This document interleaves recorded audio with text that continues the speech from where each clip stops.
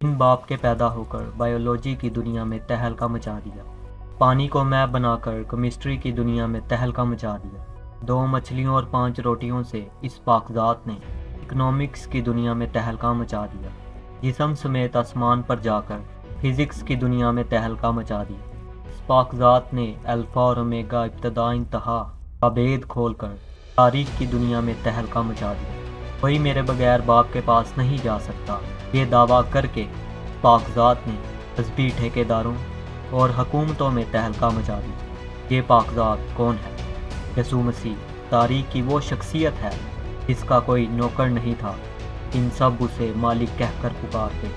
یسوع مسیح تاریخ کی وہ شخصیت ہے جس کے پاس کوئی ڈگری نہیں تھی، لیکن سب اسے استاد کہہ کر پکارتے۔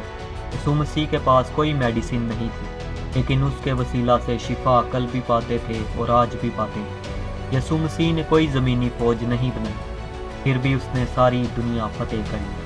اس پاکزات یعنی یسوع مسیح نے کوئی جرم نہیں کیا تھا، کہ ہمارے گناہوں کے لیے صلیب پر چڑھا دیا گیا۔ صلیب پر جان دینے کے بعد اسے قبر میں دفن کیا گیا، لیکن وہ کل، آج اور ابد تک زندہ رہے گا۔